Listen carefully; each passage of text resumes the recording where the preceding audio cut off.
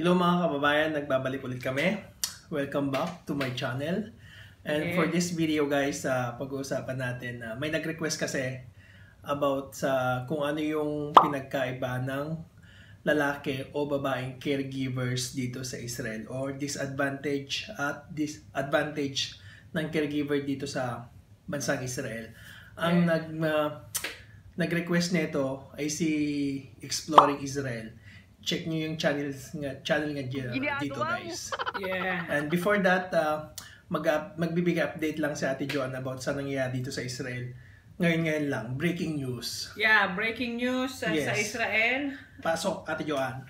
Israel is under attack. Sa southern Tagalog. Sa southern Israel, nag-ano na naman sila ng red alert doon. Gawa ng nagpalipad na naman sila ng rockets, pero thanks God, sabi dito na na-intercepted naman daw ng Iron Dome, gawa ng mga defense, IDF, Israel Defense Forces. Israel Defense Forces, yeah, yung mga sundalo ng mga Jewish people. So yun, thanks God. And also about sa mga magpo-for good din, update din po na kalaunan ay naaprubahan na. Nag-aantay na lang po sila ng flight. Wow. Hanggang free? I think $100 oh, cost. Yung mga magpo-for good na. Tapos until the middle of August 15 ay makakauwi na sila.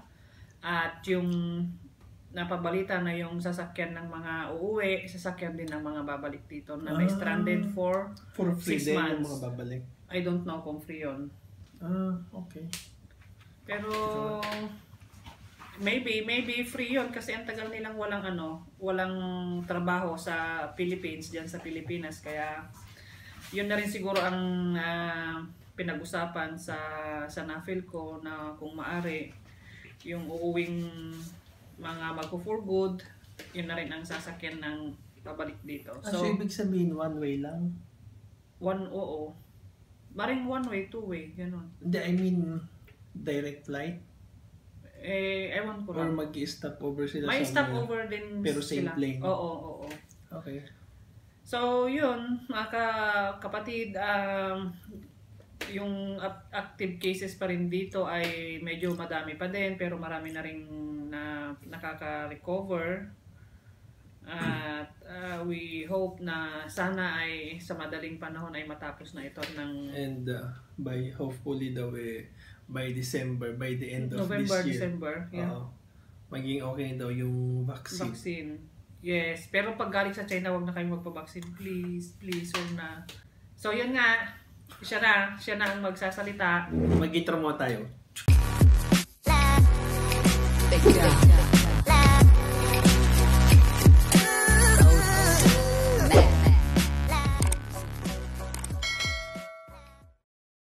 Yan guys, back to our topic. Pag-usapan, sinabi ko nga kanina, pag-usapan natin kung ano yung pinagkaiba ng babae o lalaki na caregiver dito sa Israel. Unahin na muna natin sa pag-apply. Sa pag-apply sa lalaki, sasabihin ko yung naging experience ko. Pag lalaki kasi yung mag-apply dito sa Israel, sobrang hirap. At matagal ka mabigyan ng employer or visa. As in, super tagal. Yeah. Unless na lang kahit sabihin mo sigurong may malakas ka sa agent mo or malakas yung agent mo dito sa Israel, napakahirap pa rin kasi most of caregivers kasi dito ang hinahanap kasi is mga babae. Mga babae talaga. Napakahirap pag lalaki. Maghihintay ka sa Pilipinas ng a year or swerte na lang kung aabutin ka ng 6 months or 5 months sa Pilipinas nag-apply. Abot ng 4 months. Pag ikaw ang lalaki. Kasi pag babae kasi napakabilis lang. Yun. Umpisa pa lang doon, lalaki sa pag-apply, napakahirap na napakatagal mong maghintay ng visa or ng employer mo. Pangalawa, placement. O sa placement fee, napakalaki din ng lalaki. Kontra babae. Oo, kasi sa lalaki na siguro sabihin lang natin 9,000 to 12,000 US dollar ang placement fee dito. Di kaya ng babae, napakababa. Siguro nasa 9,000 bababa or 8,000 bababa. 8,000, 8,500 down to 8,000. Kasi nung ako noon, yung placement fee ko nung pumunta ako dito is 8,500. Samantalang yung mga kakilala kong babae na kasabayan ko is 7,500. 7,600, ganun. Oo, ganoon lang. Nagre-range lang siya doon. Pero ngayon, sobrang laki na ng placement fee ng mga lalaki. Nako. Kaya tsaka sinasabi nila, ang mga lalaki daw dito is ginto daw. Pero hindi ko alam kung bakit nila sinasabing gano'n. Anyway, balik tayo. Ano naman masasabi mo sa pag-apply ng mga babae? Sa babae, basta pag kumpleto ang requirements at mabilis yung pag-aksyon about sa medical, kung mabilis kang nagpa-medical, nag-training, at naipasa agad yung papel mo dito, depende na lang sa employer. Kasi hindi katulad dati na hindi ini-interview ng employer. Dati tawag lang ng agency kung kaya kong mag-alaga ng ganito ganyan. Ngayon through WhatsApp na ang ginagamit para ma-interview pa. Oo. Okay. Last si Ate Sel, through WhatsApp siya. Yung mga parating ko yun, in-interview sila through WhatsApp. So yun, it depends sa pag-asikaso ng mga papel nyo. Kasi may mga papeles na mali ang pangalan ng nanay, mali yung sa marriage contract, mali yung iba sa birth certificate, gano'n. Kaya kailangan ayusin kung ano ba dapat ang gagamitin. And syempre sa pagpapamedical, kung wala kang pera, di ba mag-aantay ka?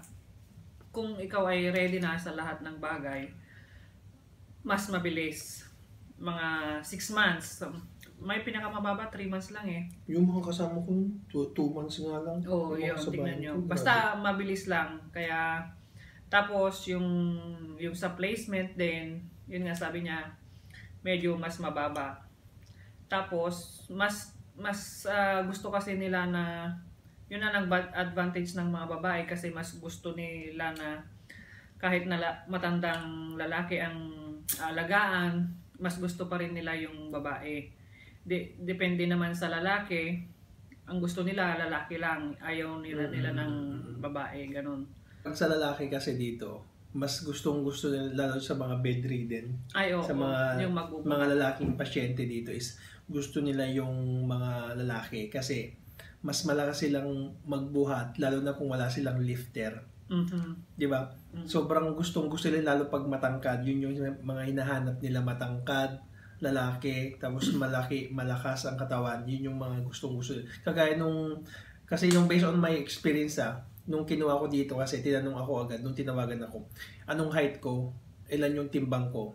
Yun yung agad tinanong ng anak ng alaga ko ngayon. Kasi hindi kasi siya noon nakakalakad. Kaya kaya nasabi kong gano'n, yung matangkad, malakas. Kung tinanong nyo kung ano yung weight ko. Kaya yun, sinabi niya, minute ko agad ito, tapos nag-start na ako kinabukasan. Kaya ko nasabi na yun yung advantage ng lalaki. Oo. Advantage din sa lalaki kung may driver's license ka. Oo. Kasi, syempre, matatanda ang mga alagaan natin, ninyo.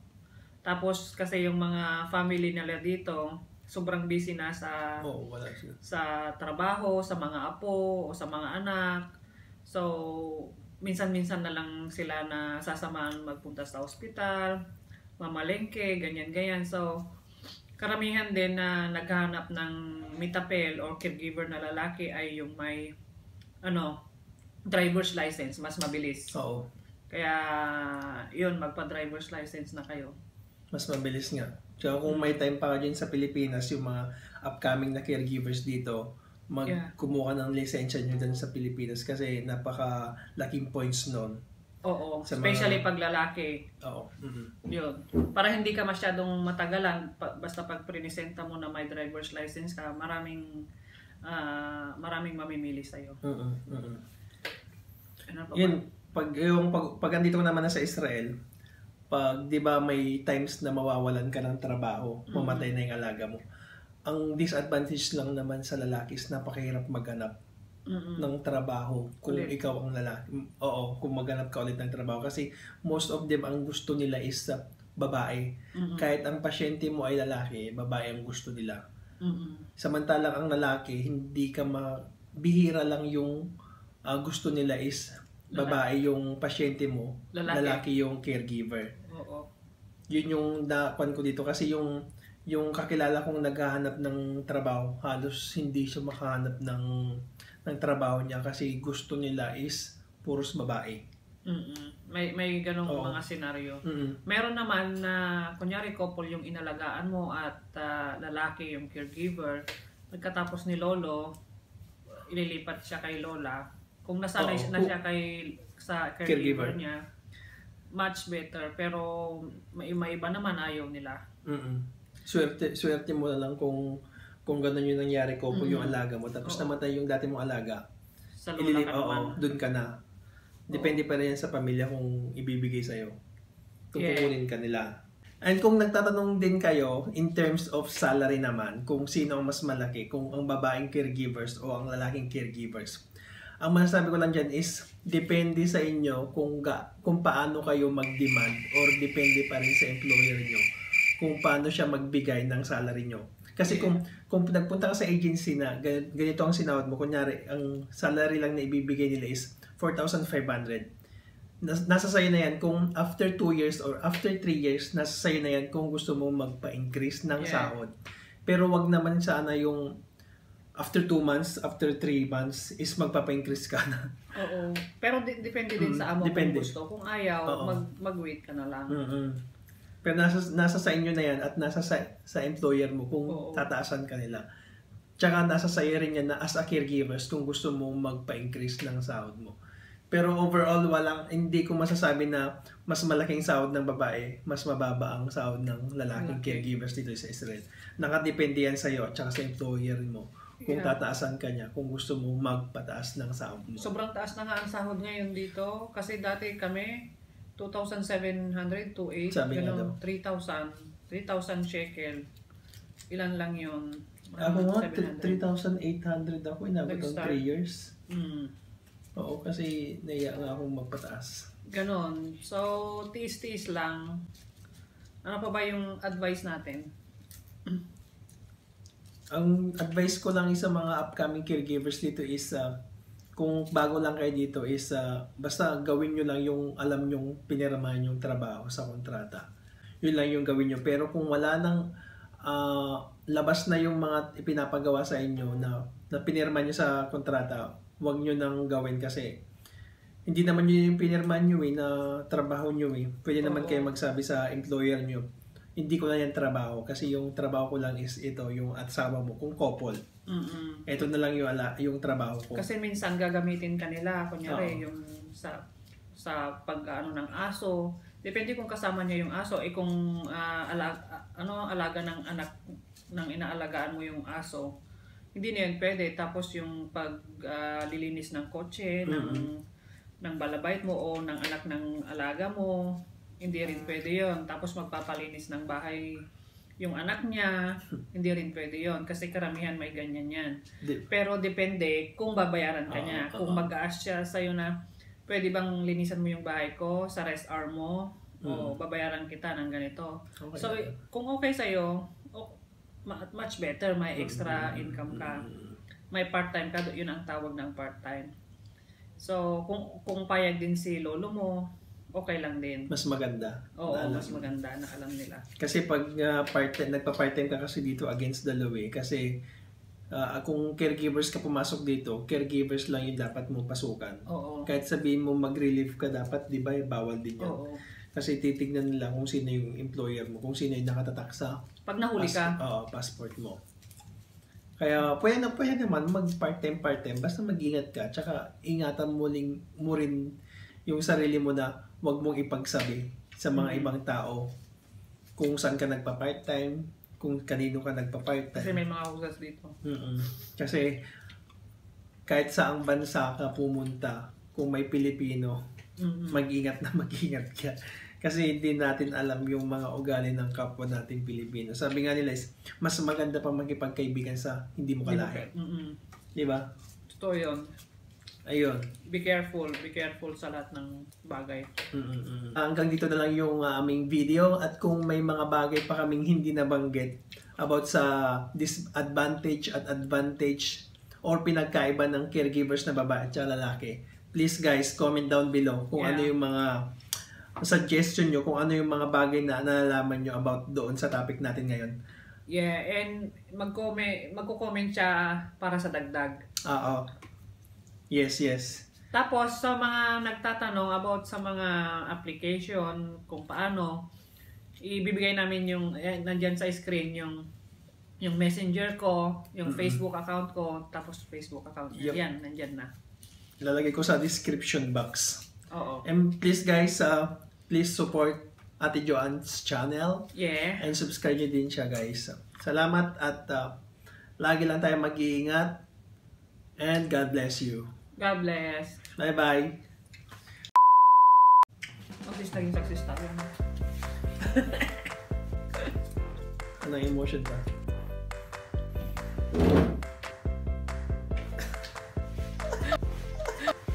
Ginagawa mo!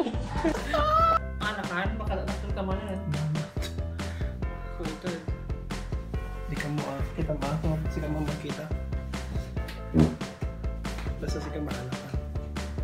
Well, sakto lang. Okay. Ayan. Nandiyan ka mo Ayan.